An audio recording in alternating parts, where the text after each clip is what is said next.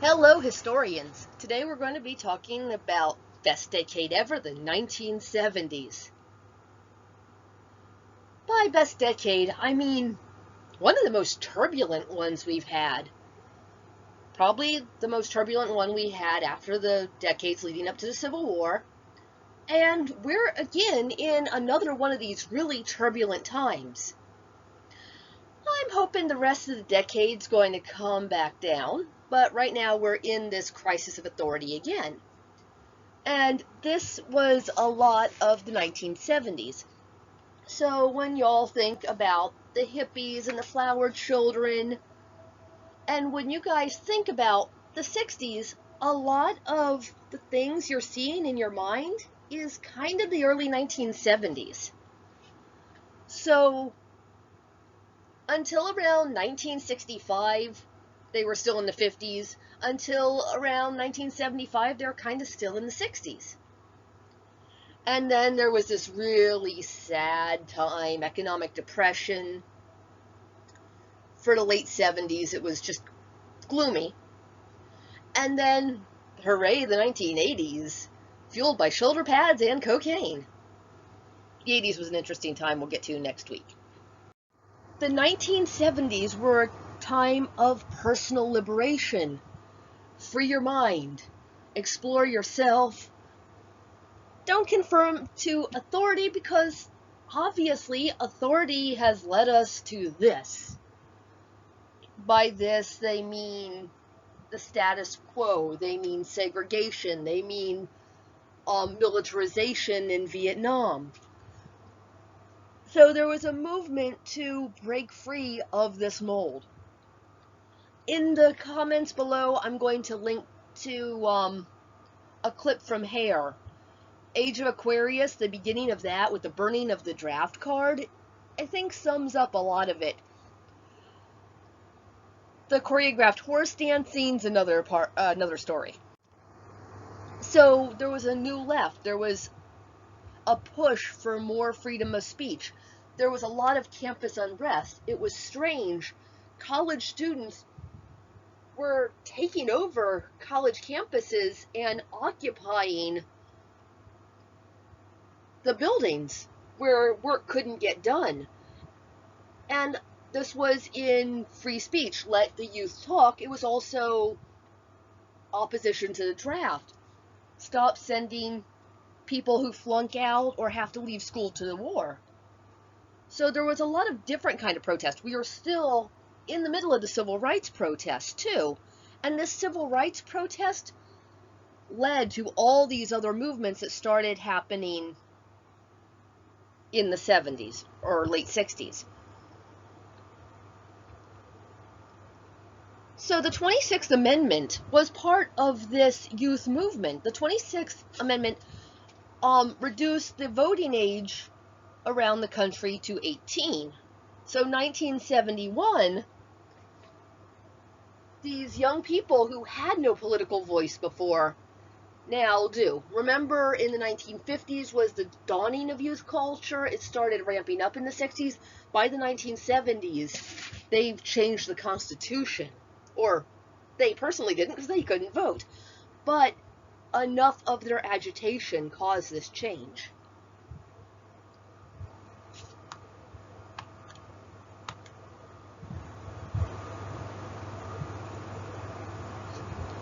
Oh, and a lot of people were dodging the draft right now. They were so against the Vietnam War. Many of them chose to go to Canada. Many of them chose to hide. In 1977, one of the very first things Jimmy Carter did, his actual day after inauguration, he pardoned the people who evaded the draft.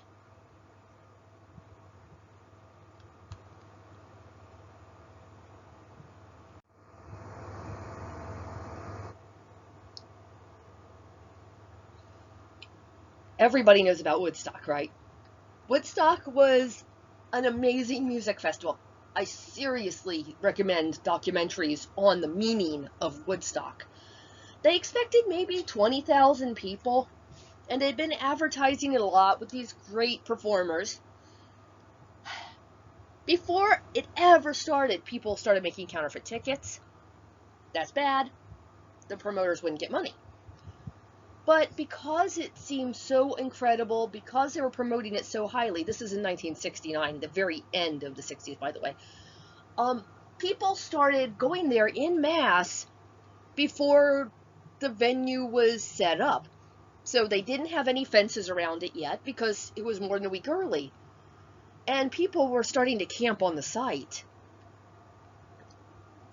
When the concert actually started, there was so much gridlock that the roads were stopped and people just parked in the roads and walked. And they're expecting 20,000, give or take. They got 400,000 people. And they had a choice like that couple days before the concert. Okay, we can build the stage or try to put up a fence. We know this fence is going to be a joke. And they just decided to hold this concert anyway. It was amazing. And it wasn't the performers were anything different. These performers had been performing for a while. It was that this was televised. This was during the Vietnam War, during the protest, during the occupation of schools and such. And this 400,000 kids or young adults all there in this huge mass was going out and being broadcast to the world. The concert promoters hired this interesting group led by a man named Wavy Gravy. YouTube this man. And instead of doing traditional security, he did hippie security in that it's like, man, dude, your groove's harsh. It's like, you need a timeout. Think of Dr. Teeth from the Muppets running security. He's amazing. You gotta watch it. And it worked.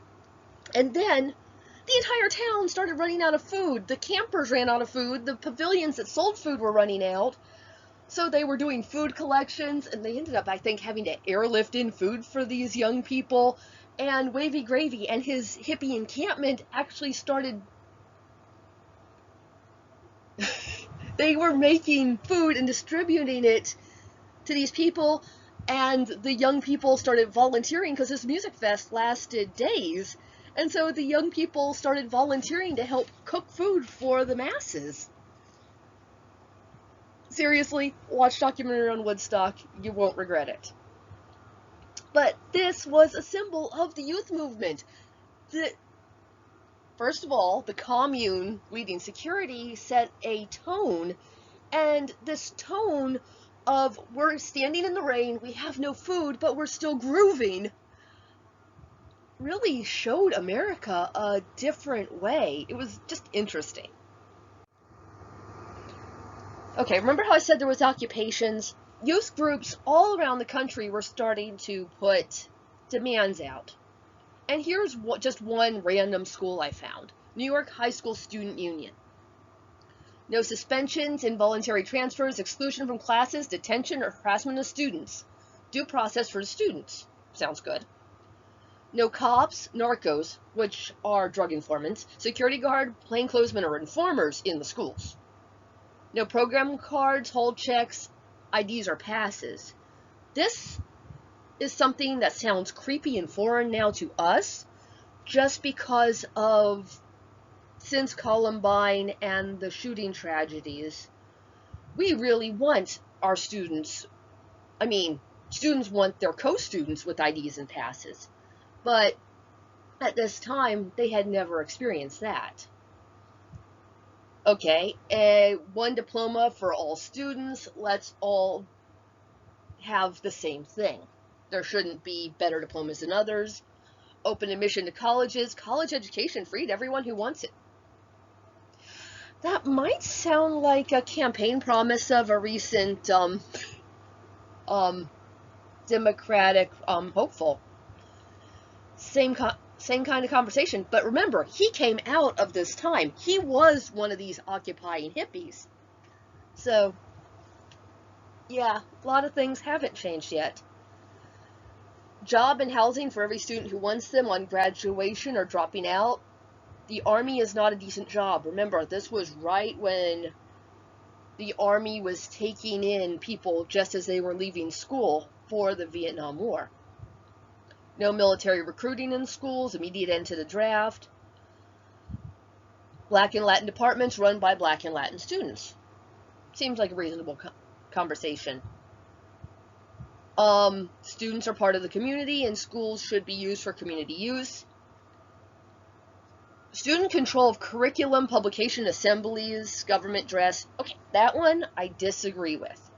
Only because the educators know what's out there. So I don't think students should control the curriculum entirely, but having them be in charge of their own organization seems like a good idea. But anyway, back to the topic. But you see the conversation that the young were thinking maybe they should have a voice in how things are run. And this is still with us. This is around the time when students stopped wearing fancy clothes and ties and such to school.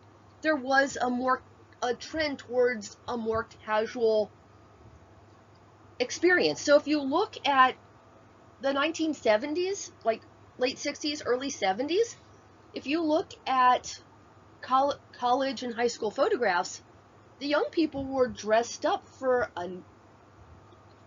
they were dressed much more formally than we come to school now. And this formality never came back. Because of the civil rights movement, other movements started gaining traction. Native Americans have traditionally been a severely oppressed group. In 1924, they got federally recognized as U.S. citizens, but it wasn't until 1962 that Native Americans were guaranteed the right to vote in federal elections, because that was a state-by-state case, and based on racism in those states, there wasn't a guarantee of the right to vote. Of course, in 2016, North Dakota just disenfranchised a number of people living on tribal lands, so we're still having this conversation. But the American Indian movement was really important. Remember, they have this grievance. We haven't been allowed to vote. We're pushed off our land. The land we have has reservations under treaty is really bad land that's not good for farming. It's not good for anything. It's not near the major cities. We don't have the right to work, or not the right, but we don't have the ability to work in the cities because living on tribal land is so far out. There's no infrastructure. Books are 30 euros past date in the schools. So I'm going to try to hyperlink the video of them saying why this is legal, because it's really interesting. But looking through the treaties between the federal government and the Native Americans, in the treaties, it's any land that's been abandoned by the federal government, any federal land that's been abandoned, now can be used by the Native Americans. So, 1969, in November, a group of the Native American Indian movement took over and held Alcatraz Island as Indian land. The group that led it is Indians of All Tribes. The takeover lasted for 14 months when this group was forcibly removed by the federal government. They were forcibly removed because there had been developers looking at this island, planning it out, because it's in the middle of San Francisco Bay, and this would have been some prime land. It's a beautiful island, rocky and not very good to jump and swim in, but you can see the point. Developers wanted it. 14-month siege, and there was a sabotage, and there was a whole bunch of plans trying to get them off. But in the end, they were run off, but the developing company is like, yeah, no, this would be way more bad publicity than we want, so never mind. And so now it's a museum, and I'm fairly sure the graffiti that was put up at the time, that Indian land sign that you see in this picture, if I remember right, it's still up there. And so this was an important movement because it showed the entire country, oh, wait, they have these treaties, they have these promises, they're being violated. But we learned from that, right? And we don't do that. No, we still are actually doing it with the pipeline. Never mind. Next slide.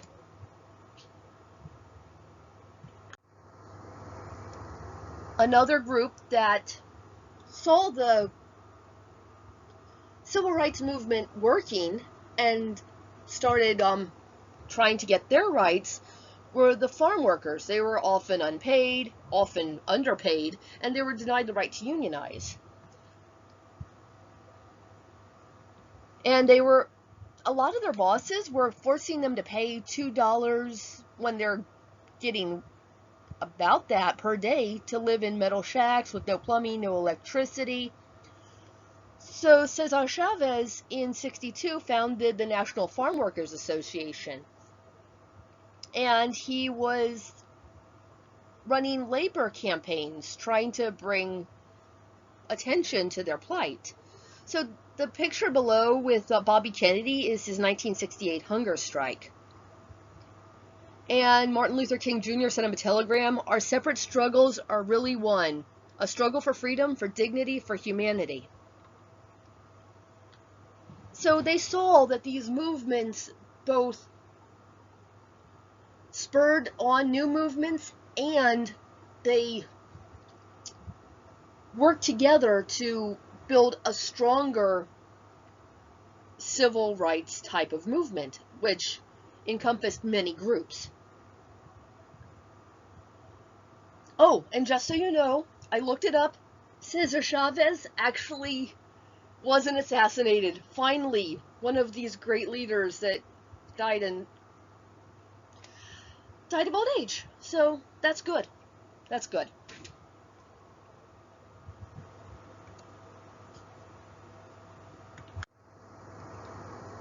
Here's another awesome one. Okay, so June 1969. Homosexuality was illegal. Men holding hands in public was illegal. Dancing together was definitely off. So, but there were still gay bars because homosexuals needed a place to be themselves, to meet. There had been groups sending out newsletters. Early 1950s, the Match and End Society sent out newsletters where they talked about the different aspects of gay life and laws. The Daughters of Biltis was a lesbian society. So there were underground movements, there were gay bars, but it was illegal. So anytime a politician was running for re-election or something, I need to be tough on licentiousness and crime. And so he would send in the police to raid gay bars. This happened just before the Stonewall riots, which just happened to be like a day or so after Judy Garland had died. So nerves were frayed, nerves were raw, these people were in mourning, and the police came. So Marsha Johnson and Sylvia Rivera, but not sure which one, but Marsha Johnson's the most often credited with throwing the first bottle. She's a trans woman of color that frequented this bar. So was Sylvia Rivera. And all those kids up in that top right picture, a lot of them were homeless kids that slept in the park, but they had nowhere else to go except this gay bar because they weren't accepted by anybody except this group. So when Marsha Johnson threw that first bottle, "I am not going to jail. I am not going to jail in a wig and high heels, especially," threw the bottle, started a riot. This riot lasted for days. And this act of defiance put the gay movement on the map for the first time. Remember, it had been happening secretly forever, and this brought it national attention, just like all these other movements. It was now something people saw and recognized. And from this now, we have gay pride parades. We have Pride Month in June because of the Stonewall riots.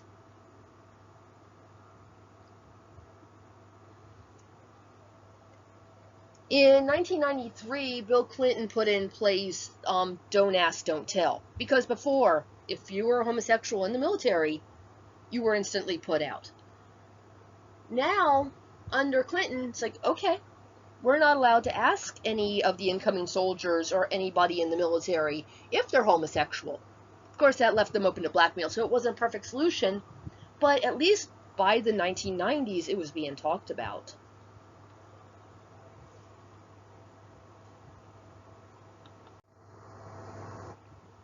And I'd say a highly successful movement out of all this was feminism. I'm going to link you guys a interview between Betty Friedan, or a debate between Betty Friedan and Phyllis Schlafly, because it's really interesting. It's an hour video. The first 5 minutes tell you everything you need to know. But the feminist movement also grew out of the civil rights movement in that all these people were in these rooms. They were going to be working together for equality. And then the guy in charge would say, "Hey, sweetie, can you get me a cup of coffee?" Or, "Hey, doll, run these mimeographs off for me." It's like, but we're fighting for equality. Get your own damn coffee. And the feminist movement was born out of that. So the Feminine Mystique, Betty Friedan's book, said that we've been told for all these years that women should get married and find their fulfillment as being a housewife, as being a mother. And there's a lot of women like this, but there's also a lot of women that are silently screaming, "I'm not fulfilled. I hate this. I don't want to be a wife and mother. I want a job." And so her book on the feminine mystique started the public debate of what is a woman's role? Do they biologically get fulfillment out of motherhood? And so there was increased radicalism. The national, sorry, I lost my train of thought. But the NOW movement was formed. Sorry, I was remembering Rush Limbaugh's, what he calls the group, and it drove out the National Organization of Women out of my head. So I'm really sorry about that. But these groups started forming. Ms. Magazine started being written. The abbreviation MS, instead of Miss and Mrs., started being a political statement. It had already existed, but the use of Ms., like I used before my name, is a political statement. I'm not defined by if I'm single or if I'm married. I'm me. So the feminist movement started taking off at this time. Of course, with this feminist movement, there was an anti-feminist counter-movement. So Phyllis Schlafly fought against the Equal Rights Amendment. The Equal Rights Amendment was demanding equal pay for equal work. And it was getting momentum. States were ratifying this amendment. And then because of her counter-movement, it never did get passed. So, as I said, I'm going to link this debate between those two women because it's really interesting.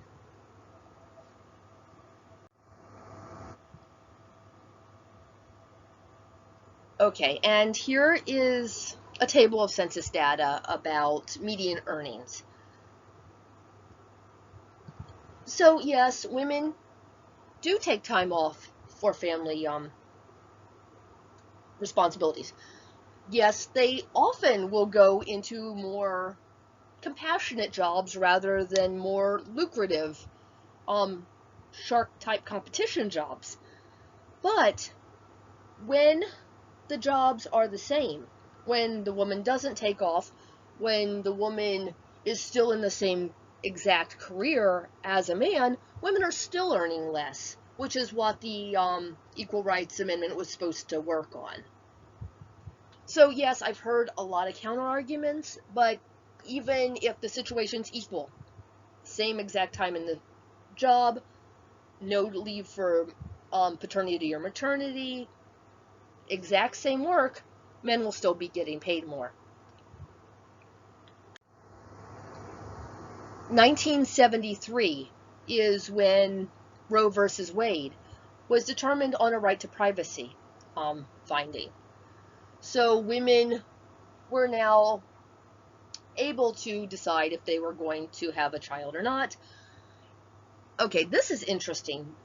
This was Roe versus Wade was 8 years after a 1965 finding, Griswold versus Connecticut, where, well, first, in 1873, birth control under the Comstock Act had been made illegal.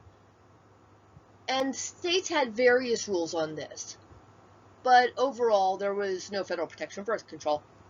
Then they found that married women were legally allowed to get birth control. And then 1965, Griswold versus Connecticut was an equal protection, so I'm assuming 14th Amendment finding, that, well, if a married woman has this right, then a single woman should also have this right, which is how now birth control is legal to all women in the country. Oh, first Earth Day, exactly 50 years ago today! This was put into place a lot because people were seeing the dangers of pollution. Rachel Carson wrote Silent Spring, in which she was talking about how the pesticides that had given us this great new future and all this new food supply was actually killing off the birds. So Silent Spring refers to we're not getting the birdies. 1969, there was a huge oil spill in Santa Barbara, California. Gaylord Nelson was U.S. Senator from Wisconsin that helped put in place Earth Day. It was supposed to be a one-day thing, but it stuck. And now, 50 years later, we still celebrate Earth Day. Happy Earth Day, everybody.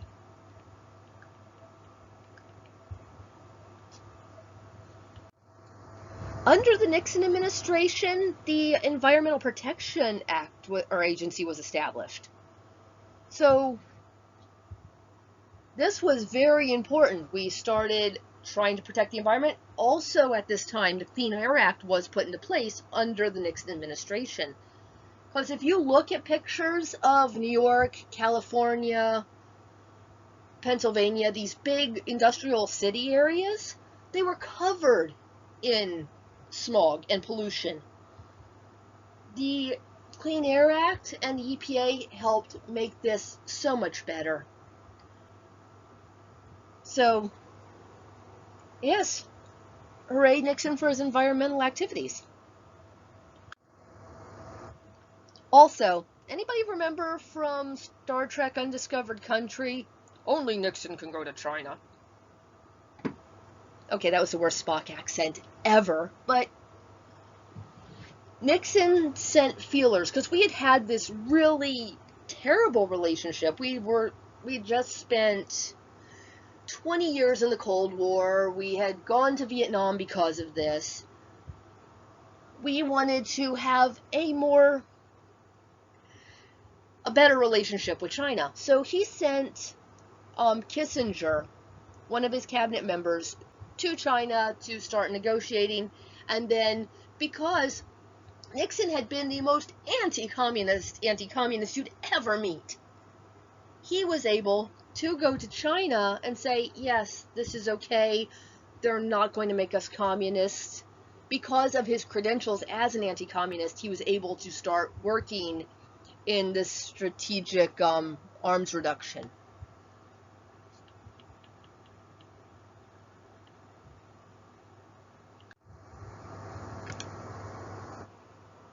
This is still early 1970s. Remember, Nixon ended up having to resign in 1974. Best year ever, because me. Anyway, there was a lot of protest. And Kent State was really upsetting because there was a bunch of protesters on this college campus, and National Guard had been sent in to quell this uprising, and 4 kids were shot at this protest. What you don't hear about is the same thing happened at a black college, Jackson State, right around that same time, and people don't talk about it, which is problematic.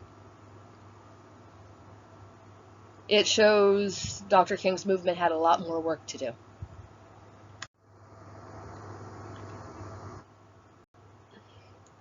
Remember how I said how much the national attention had turned, how people were angry at Vietnam for taking away their money. Taxes were not going to the stuff they wanted. Inflation meant bread cost more and their paychecks weren't going as far. And of course, the televised atrocities of war, because all wars are horrific and have atrocities, but this one was televised, so people were seeing these poor children being killed. The nation turned against this war, and of course, unfortunately, against the soldiers. So in January 1973, we met with the leaders of the Viet Cong, and we signed a peace agreement in Paris. There were promises made, lots of promises made, and we started pulling out of Vietnam. But even before our last troops were gone, in March, the communists violated the ceasefire, and without us, there was a full-scale war going on. And the fall of Saigon, we had left a lot of people there. We had left advisors,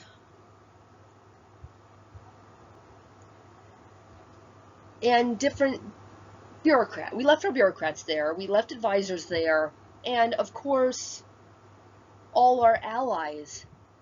And as Saigon was falling, we didn't have time to get everybody out.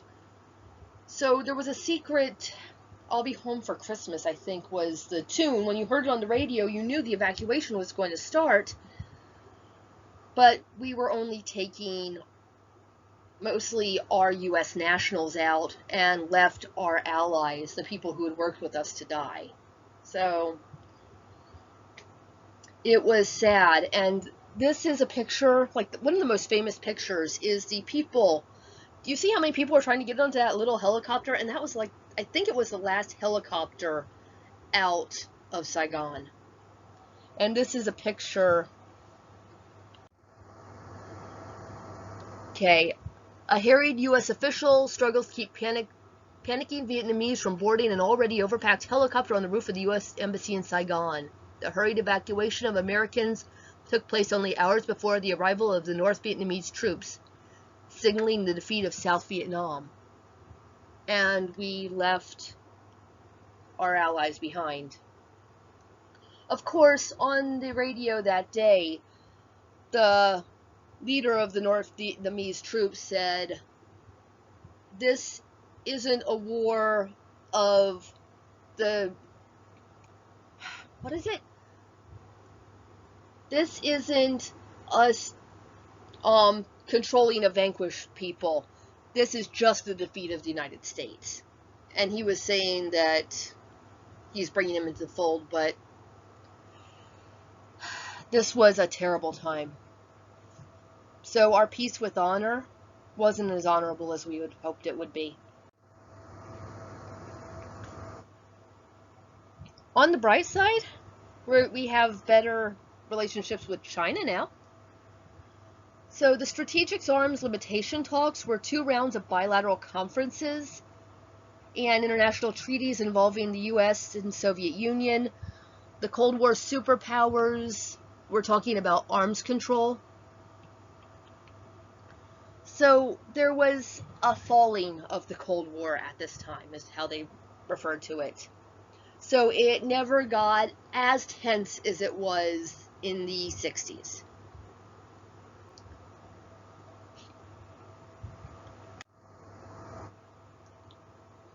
So what we got from Vietnam was a repudiation, a reconstruction of the Truman Doctrine. The Truman Doctrine, if any democratic group wants to not fall to communist, we'll go in and help them. Nixon said that we will not send troops, we'll just support them financially.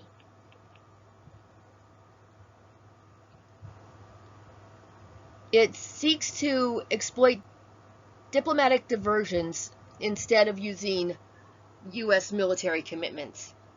And remember, Kissinger was in his cabinet. This quote drives me nuts.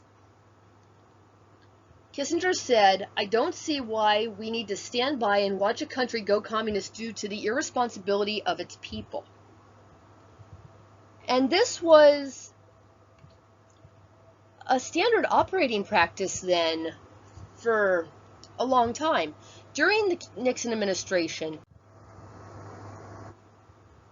Chile was in the middle of its elections, and we spent, I could be wrong, I think it was $3 for every man, woman, and child in the country of Chile as far as supporting the candidate that we liked. As far as campaign posters, anti-Allende posters. So think about the 2016 election, where we were really, really upset that Russia spent money to send us campaign information to discredit our candidates. We did the same thing in 1973, or before their 1973 election, but the candidate that we liked lost, and Allende, who was a socialist, won this democratic election. We were really upset by this. And as he said, he doesn't see why the foolishness of the people should be a reason for us to tolerate communism. And so we helped set up a coup in which Allende was assassinated. There's his broken glasses. And a terrible tyrant, Pinochet, was put into place, I think, for about 22 years. Pinochet was a terrible person, but he played nice with the United States, so we supported him.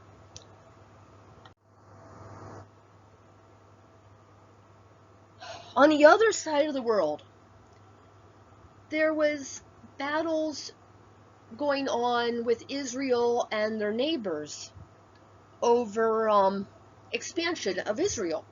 And there was a Yom Kippur War.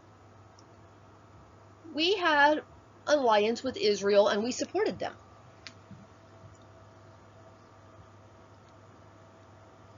Hold on. October 1973, the Middle East was thrown into turmoil, and it brought the U.S. and Soviet Union into direct conflict for the first time since the Cuban Missile Crisis. So this was one of our fun proxy wars. We love having those.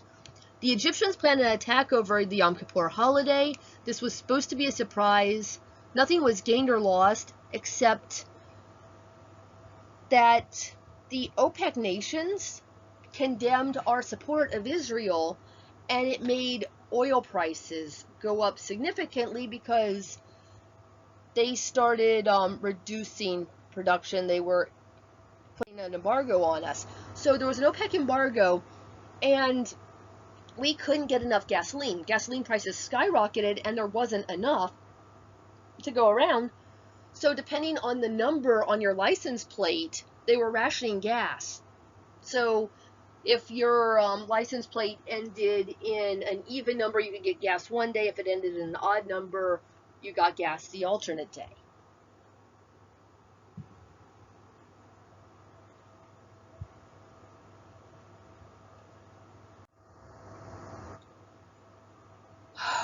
Wow, there's so much going on at this time.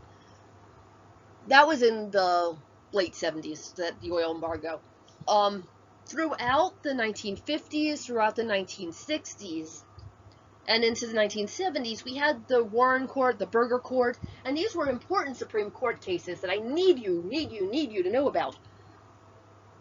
The one that should come first to your mind is Brown versus the Board of Education, 1954. This overturned Plessy Ferguson, the separate but equal. So it took, what, more than 50 years to get that separate but equal thrown out. Hooray. Loving versus Virginia.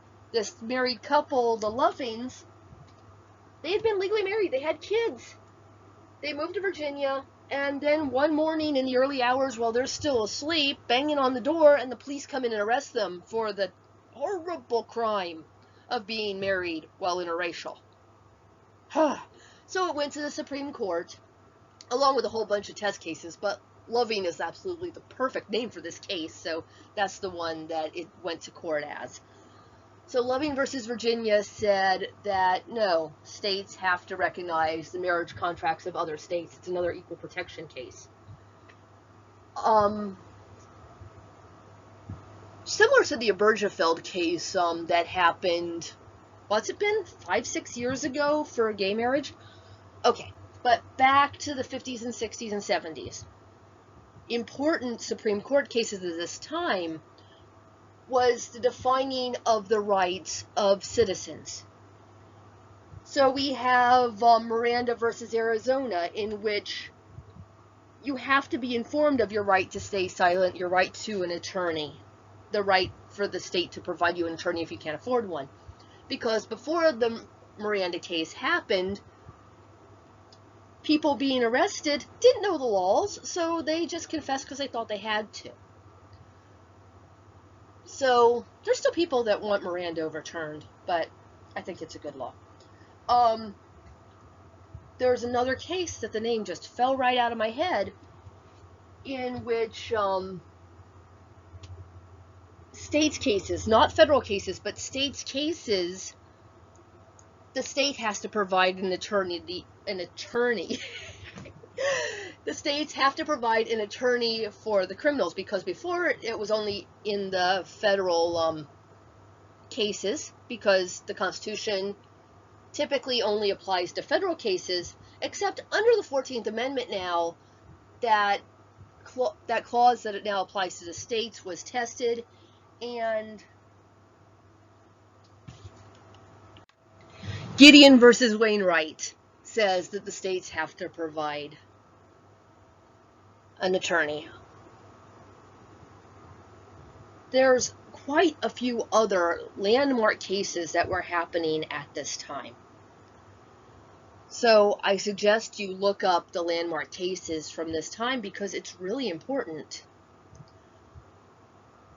Oh, this image talks about, there was a silent majority that Nixon was talking about, that he spoke for the vast majority of Americans who aren't out there protesting.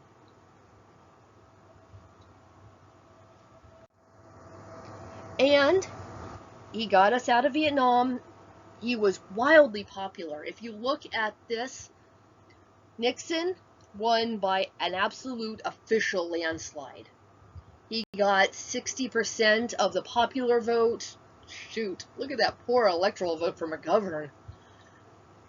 So Nixon was popular. Unfortunately, at this time, he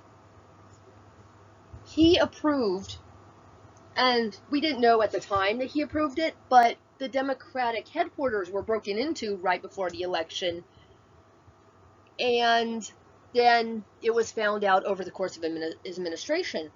His vice president had to resign for other reasons. There was a scandal. Spiro Agnew resigned. And so, because of the Watergate break-in, all the cover-ups, his personal tapes, he recorded all the conversations he had while in office. There was a lot of racist and anti-Semitic stuff on those tapes. It's heartbreaking. But this all started coming out. It went to the Supreme Court. He said, no, I have executive privilege. I don't have to release the tapes. Supreme Court said, yes, you do. And it was found out over time that he had covered up this scandal. So remember, Spiro Agnew resigned already, and Nixon got on the radio in 1974. The nation needs a full-time president. And he resigned.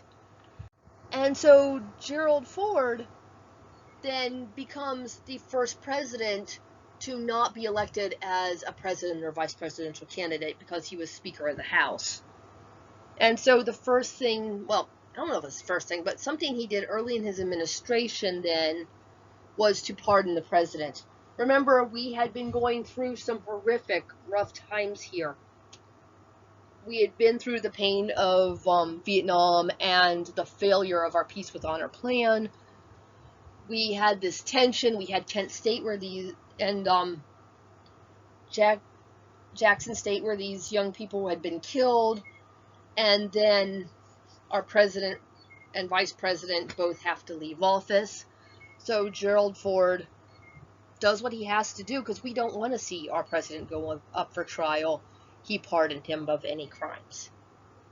And so then we go into the next 5 years sadder.